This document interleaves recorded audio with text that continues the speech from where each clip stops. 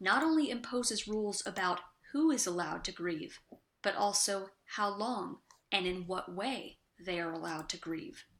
According to Doka, the following 5 attributes can contribute to disenfranchised grief.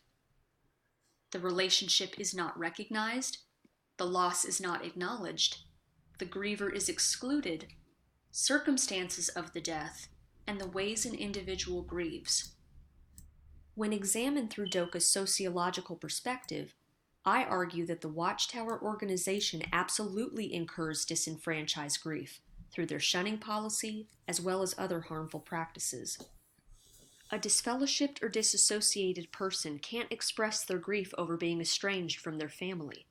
The typical explanation for this is, well, they left Jehovah, and by proxy, their families. Not only are these bogus claims inappropriate when you consider the extensive congregational politics involved in judicial committees, but it also demonstrates the sweeping hubris of elders to presume that they know the quality of that person's relationship with God. Nevertheless, proponents of this inhumane arrangement proudly stand by their assertion that disfellowshipped individuals have no right to be sad over the loss of family ties. What's almost a sick joke is a reinstated person can't even express their grief that may have resulted from the loss of their reputation.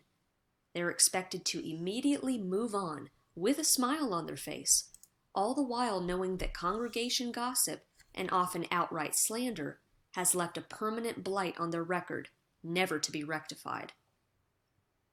I'm also reminded of the grief experienced by victims of child abuse. Before any judicial action can take place, Watchtower requires victims to produce 2 witnesses. Since there's rarely 2 sets of eyes in these cases, this exploitative policy places the onus on the victim, a child, to either provide sufficient proof or keep quiet at the expense of their mental and physical safety. Although official policy does not discourage reporting a perpetrator, a culture of secrecy remains, lest the allegations bring reproach upon Jehovah's name. Not only must the child endure the abuse itself, but the loss of their innocence is never formally acknowledged by elders or the rest of the congregation for that matter.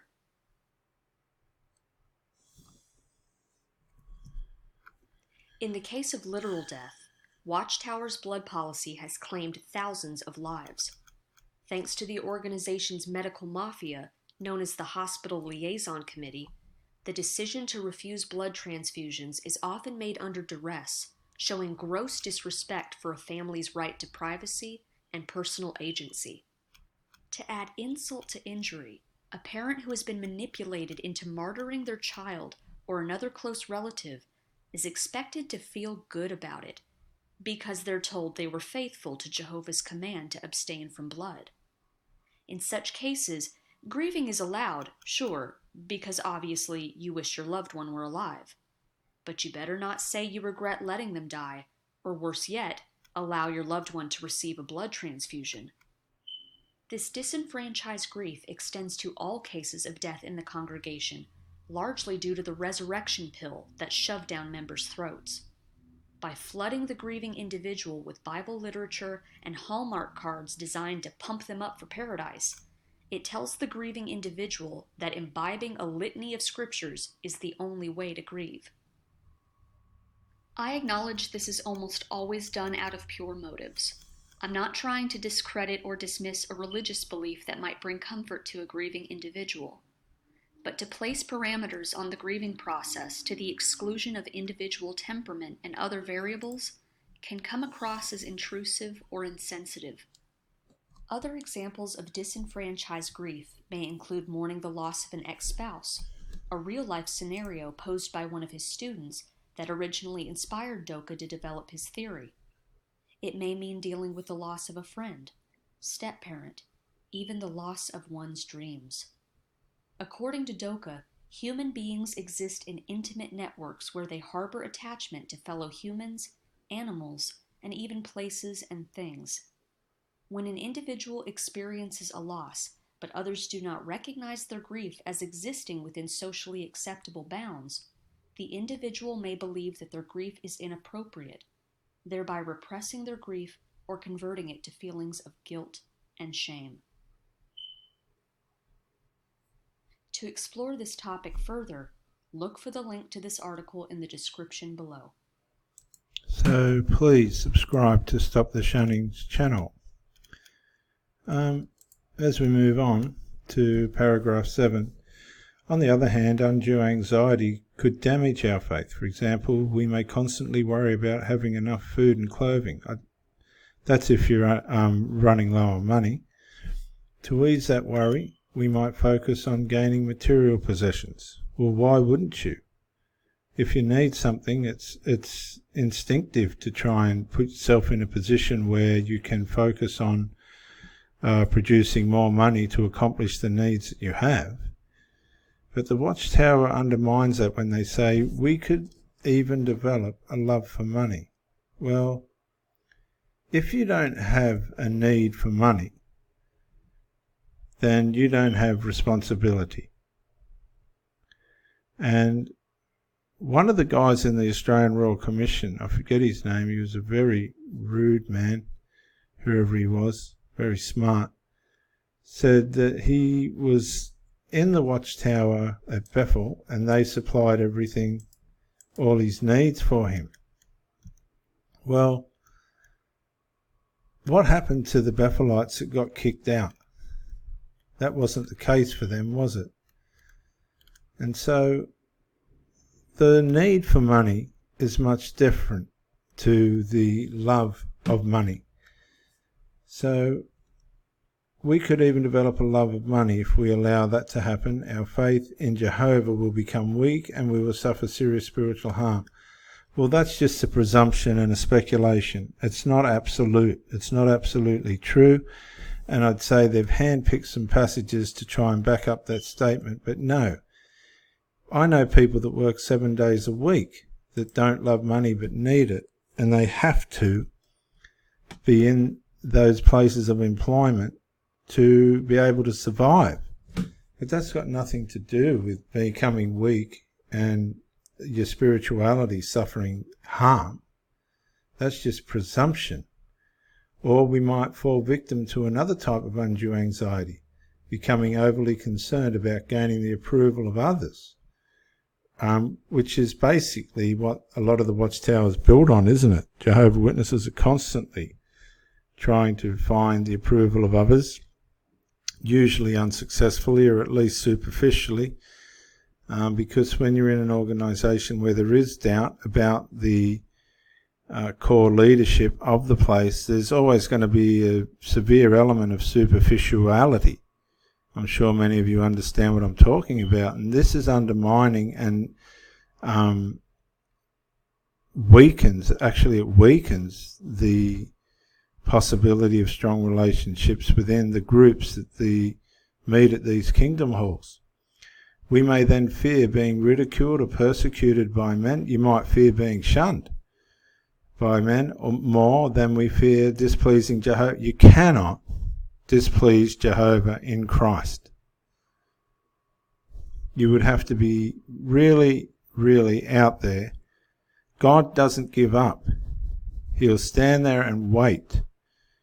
That's what Christ paid for. We are bent towards sin, and that is being paid for. It's not an excuse to sin, but if we do sin, no different to the prodigal son, he'll be waiting there for us. He never turns his back on us, and they said that earlier in this article.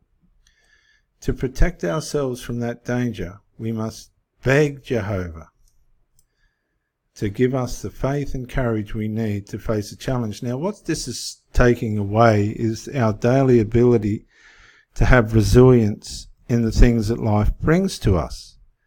We have a natural form of resilience, and resiliences and characteristical strengths that are instinctive, that help us to get through daily life and its challenges. But here it's like you're on the back foot. You're struggling just to get through a normal day in life. What's Proverbs 29:25 say? Trembling at men is a snare. What about these men? but the one trusting in the Lord will be protected. In other words, you must find your way to Christ. Satan, the father of the lie, uses those... What's the lie, by the way? What's the lie? The lie is that what Jesus has done is not enough. That's the big lie, that you have to do something or not do something to make God happy or stop him from being sad. For instance, apostates publish lies and distort facts about Jehovah's organization on websites and through television and other media. Well, okay, let's go to another video and see if what we find is a lie. Let's just put this to the test. Okay, let's go, do apostates lie? Do apostates lie? Now we'll find a relatively short video and see if we can find something of application to what we're talking about now. This must be a Jehovah's Witness woman.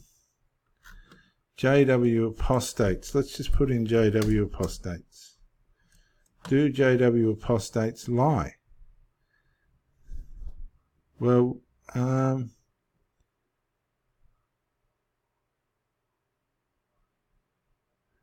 Jehovah's Witness driven lies.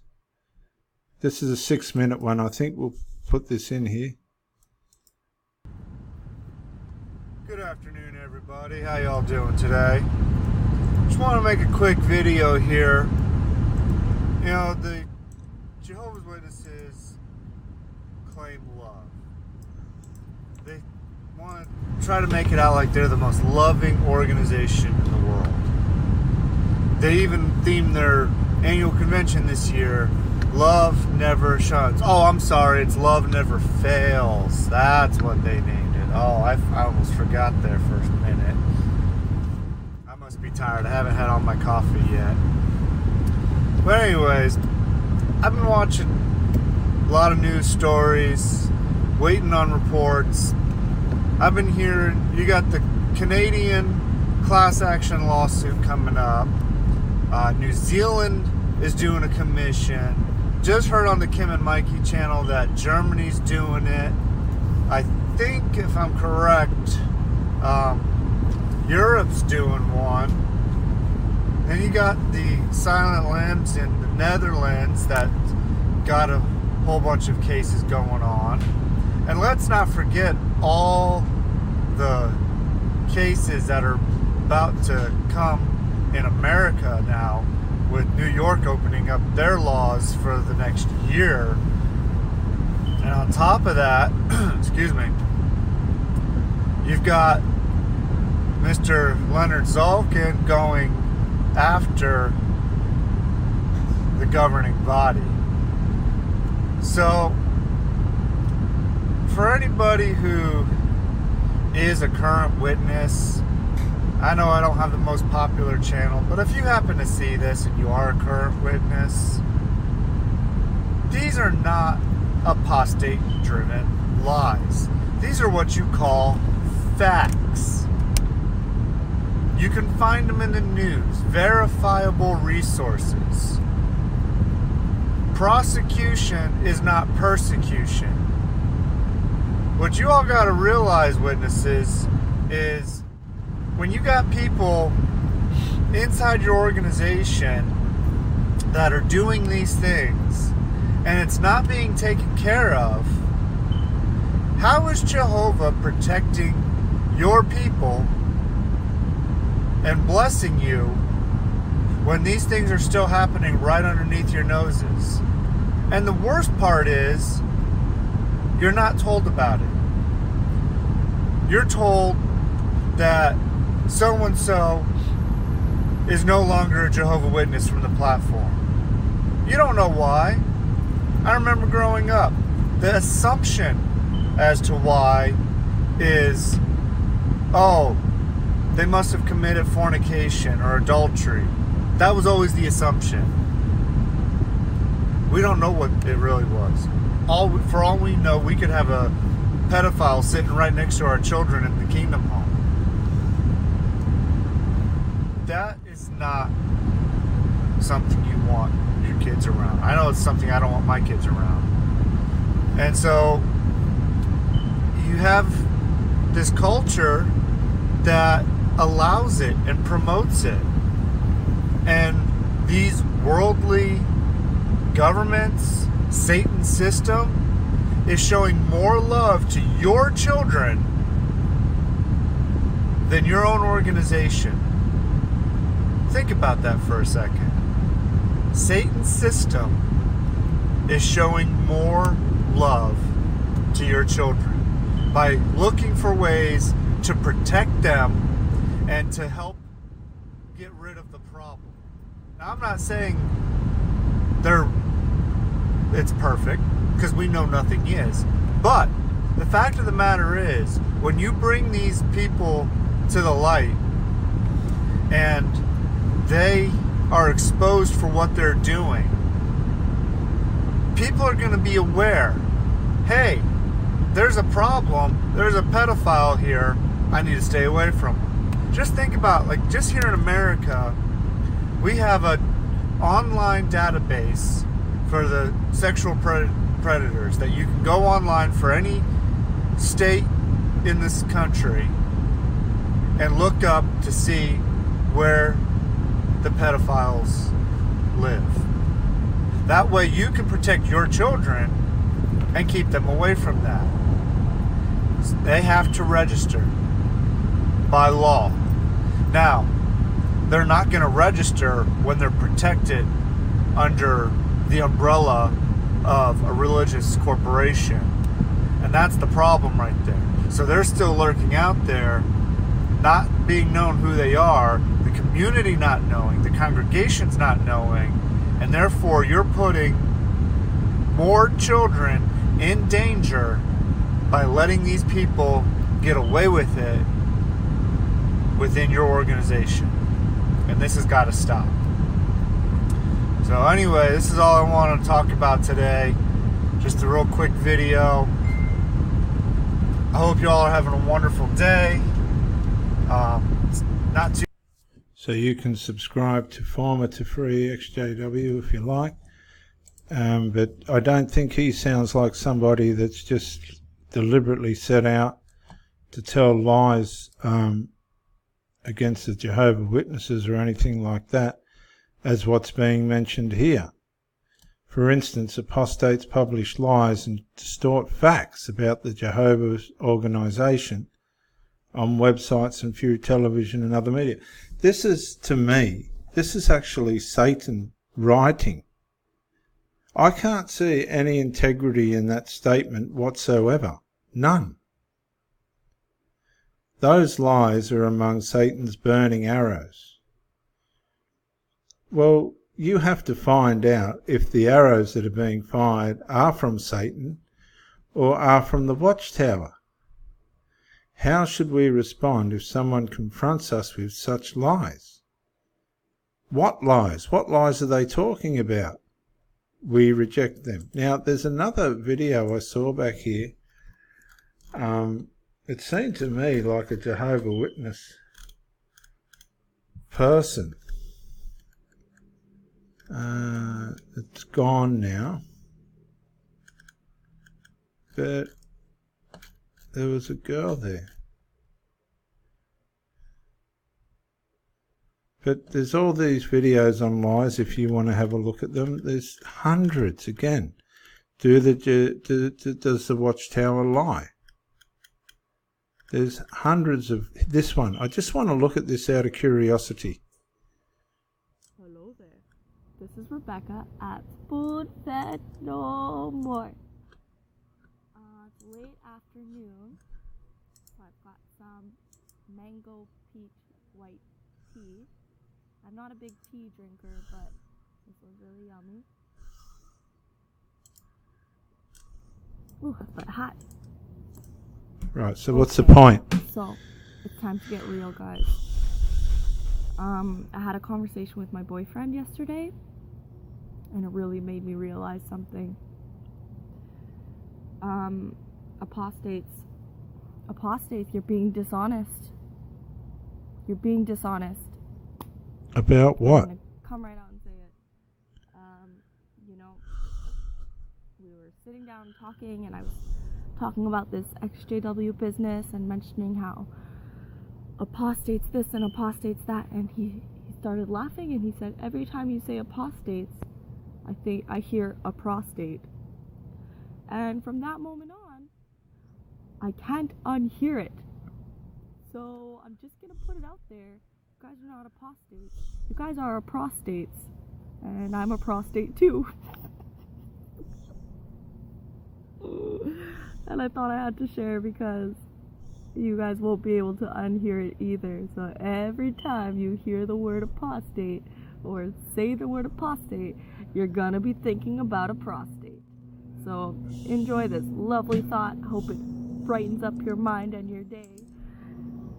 This is Rebecca, the apostate at Spoon-Fed No More. Well, that was real intelligent, wasn't it? Anyway, so no harm done. Then it says, to ease that worry, we might focus on gaining, and so on and so forth. To protect ourselves, hang on, where have I gone? Oh, geez, I'm very unprofessional today. So those lies are among Satan's burning arrows. Well, we have to work out if they are, whether they are or not. How should we respond? By doing proper constructive critical research. How should we respond if someone confronts us with such lies? We reject them. Why? Because we have faith in Jehovah and we trust our brothers. Just blindly trust our brothers? In fact, we avoid all contact with apostates. We do not allow anyone or anything, including curiosity, to draw us into arguing with them. Well, I better pull up there. We'll come back to paragraph 9, discouragement, in the next audit. This is Dr. Jason W. Morrison, theologist, New South Wales, Australia. Is that a pass or a fail for the Watchtower? For jaw.org. Thank you for joining me, and bye for now.